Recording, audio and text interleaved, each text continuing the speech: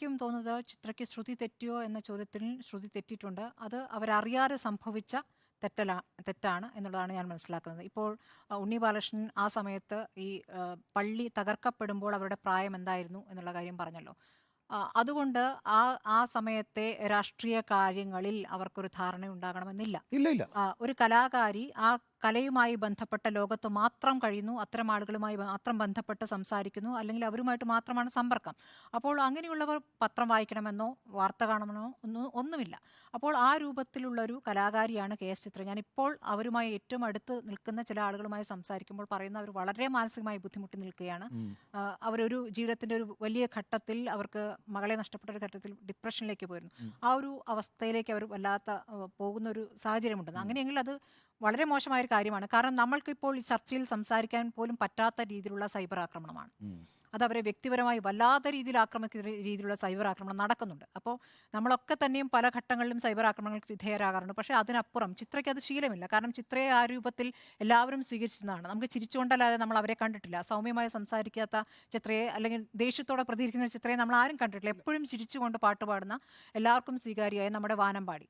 അപ്പോൾ ചിത്രയെ സംബന്ധിച്ച് ചിത്രയ്ക്ക് പരിചയമുള്ള ഒരു കൂട്ടർ, അവർ ചിലപ്പോൾ BJP-കാരായിരുന്നിരിക്കാം. അവർ വന്നിട്ട് ഇങ്ങനെ ഒരു വീഡിയോ ചെയ്യാൻ ആവശ്യപ്പെടുന്നു. ഇവർ ആര് അടുപ്പമുള്ളവർ വന്ന് പറഞ്ഞാലും വീഡിയോ ചെയ്ത് കൊടുക്കാറുണ്ട് അത്രേ. അങ്ങനെ ചെയ്തു കൊടുത്ത ഒരു വീഡിയോ ആണിത്. അപ്പോൾ അവർ രാമഭക്തിയാണ്, അയോധ്യയാണ്, അവിടെ ക്ഷേത്രമാണ്. അപ്പോൾ അത്രയേ അവർ ആലോചിച്ചിട്ടുള്ളൂ. അതിനുള്ള വീഡിയോ ചെയ്തു കൊടുക്കുകയും ചെയ്തു.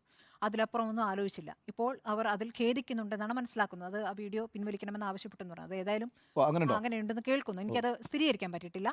ഏതായാലും അവർ വല്ലാതെ ബുദ്ധിമുട്ടുന്നുണ്ട്. ഈ ഏറ്റവും പ്രധാനപ്പെട്ട കാര്യം, ഇപ്പോൾ ഉണ്ണി ബാലകൃഷ്ണൻ ചൂണ്ടിക്കാണിച്ച പോലെ പള്ളി പൊളിച്ച കാലത്തെ ആ കാര്യങ്ങളൊക്കെ പറയുമ്പോഴും നമ്മളെ സംബന്ധിച്ചിപ്പോൾ ആ പള്ളി പൊളിച്ചെടുത്ത് ക്ഷേത്രം പണിയാമെന്ന കോടതി വിധിയാണ് നമ്മുടെ യാഥാർത്ഥ്യം, അല്ലേ? അതിനെ അംഗീകരിക്കുന്ന സർക്കാർ നിലപാടാണ് നമ്മുടെ മുന്നിലെ യാഥാർത്ഥ്യം. അതുമാത്രം മുന്നിൽ കണ്ടുകൊണ്ട്, അല്ലെങ്കിൽ അതുമാത്രം എന്ന രൂപത്തിൽ പൊതുവെ അതിനെ സ്വീകരിക്കപ്പെടുന്ന രീതിയിലേക്ക് ആക്കാനുള്ള ശ്രമങ്ങൾ ബോധപൂർവം തന്നെ നടക്കുന്നുണ്ട്. ഉണ്ണി ബാലകൃഷ്ണൻ നേരത്തെ ചൂണ്ടിക്കാണിച്ച പോലെ അതിന് പൊതു സ്വീകാര്യരായ ആളുകളെ പിടിക്കുക, അവരെ കൊണ്ട് പറയിപ്പിക്കുക എന്ന തന്ത്രം വളരെ ഫലപ്രദമായി തന്നെ നടപ്പാക്കുന്നു. അതിന്റെ ഭാഗമാണ് കെ.എസ്. ചിത്ര പറയുന്നല്ലോ, ചിത്രയ്ക്ക് തെറ്റില്ലല്ലോ എന്ന രൂപത്തിൽ ആളുകൾ അതിനെ സ്വീകരിക്കും.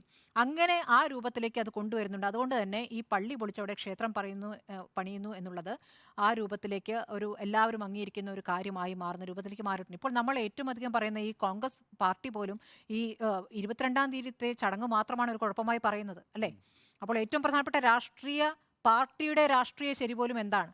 അവിടെയാണ് ഈ ഒരു ഭക്തിയുടെ മാത്രം അടിസ്ഥാനത്തിൽ ഒരു നിലപാട് പറഞ്ഞ ഒരു കലാകാരിയെ ആക്രമിക്കുന്നത്. ഭക്തിയുടെ മാത്രം അടിസ്ഥാനത്തിൽ അങ്ങനെ ആക്രമിക്കപ്പെടേണ്ട ഒരു വ്യക്തിത്വമാണോ കെ.എസ്. ചിത്ര എന്നുള്ള കാര്യം ആലോചിക്കേണ്ടതുണ്ട്. ഇപ്പോൾ ഉണ്ണി ബാലകൃഷ്ണൻ ചൂണ്ടിക്കാണിച്ച പോലെ ഇത് എല്ലാ കലാകാരന്മാർക്കും ഒരു പാഠമാണ്.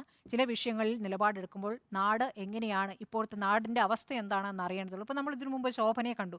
ശോഭന മോദിയുടെ പരിപാടിയിൽ പങ്കെടുത്തപ്പോൾ ശോഭനയും ഈ രൂപത്തിൽ ആക്രമിക്കപ്പെട്ടിട്ടുണ്ട്. പക്ഷേ ഇത്രയല്ല, അവർ കുറച്ചുകൂടി ബോൾഡായ ലേഡിയാണെന്നാണ് ഞാൻ മനസ്സിലാക്കുന്നത്. ചിത്ര അങ്ങനെയല്ല, ചിത്രയെ വല്ലാതെ ബാധിച്ചിട്ടുണ്ടെന്നാണ് മനസ്സിലാക്കുന്നത്. അങ്ങനെയെങ്കിൽ അത്തരം ആക്രമണങ്ങൾ നടത്തുന്നവർ അത് നിർത്തേണ്ടതുണ്ട്.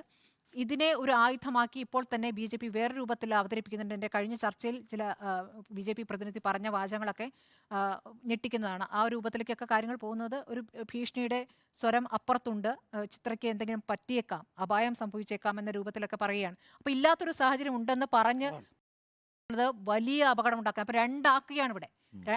ആളുകളെ ഭിന്നിപ്പിക്കാനുള്ള ഒരു തന്ത്രം കൃത്യമായി നടപ്പാക്കുന്നു. ഇതൊന്നും അറിഞ്ഞോ അറിയാതെയോ ഭാഗമാകേണ്ടി വരുന്നു എന്നുള്ളത് അവരോട് എനിക്ക് കഷ്ടം തോന്നുന്നു. അങ്ങനെ ആ തരത്തിൽ ഒരു ശ്രുതിഭംഗം വന്നിട്ടുണ്ട് എന്ന് മാത്രമാണ് എൻ്റെ അഭിപ്രായം.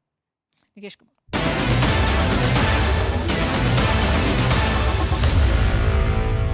Meet the editors.